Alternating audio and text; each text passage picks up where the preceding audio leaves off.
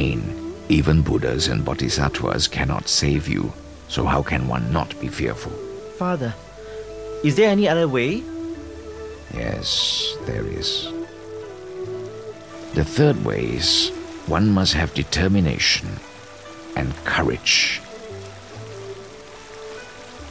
A person who hesitates to reform his faults is one who really does not want to change, but is content with what he can get away with. His willpower may not be strong enough, making him afraid to change his wrongdoings. A minor fault is like a thorn sticking into our flesh and should be quickly removed. A big fault is like a finger bitten by a poisonous snake.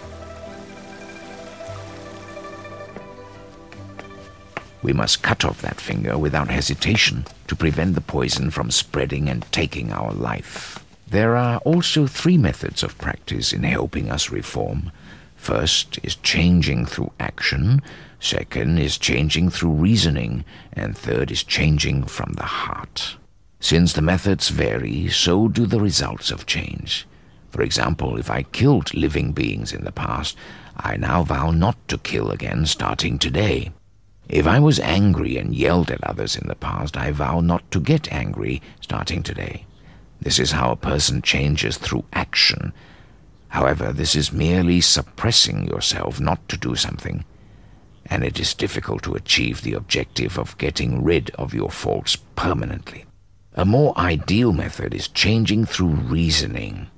In the case of killing animals, one can think thus: loving all living things is a virtue of heaven.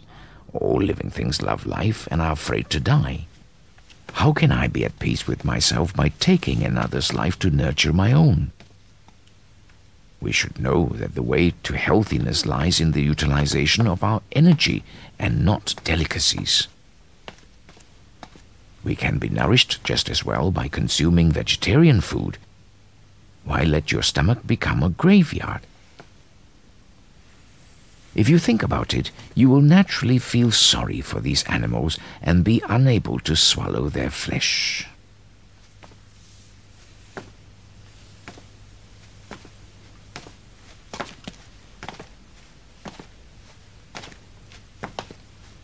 The same holds true for changing one's bad temper.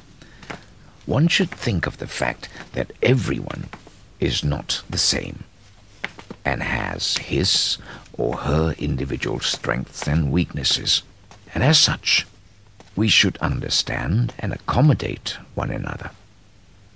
If someone offends me for no reason at all, then it is his problem, and that has nothing to do with me. There is no reason for me to get angry.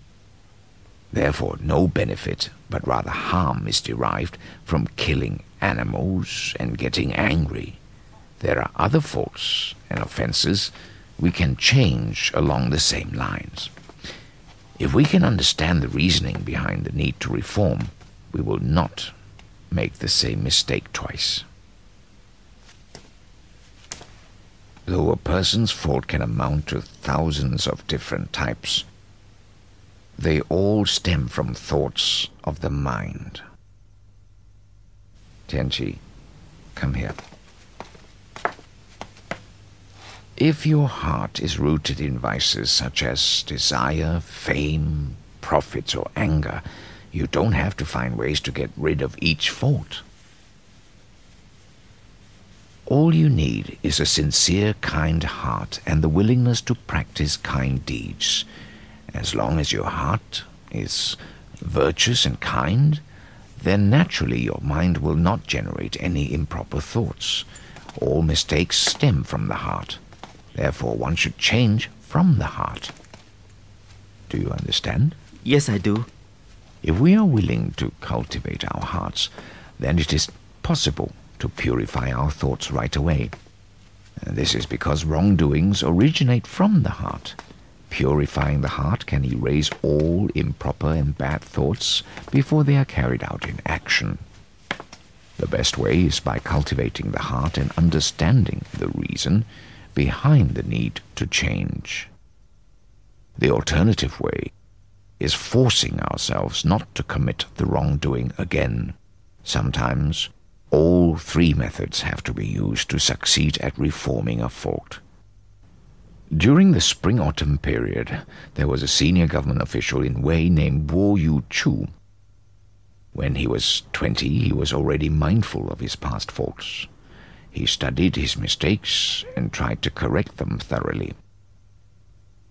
At the age of 21, he felt he still had not completely corrected all his faults. When he was 22, he felt as if 21 was spent dreamily without practical improvement. Thus, year after year, he continued to correct his faults. When he reached 50, Bo Yu still felt that the past 49 years were full of wrongdoings. This was how particular our ancestors were regarding the correction of faults. We are all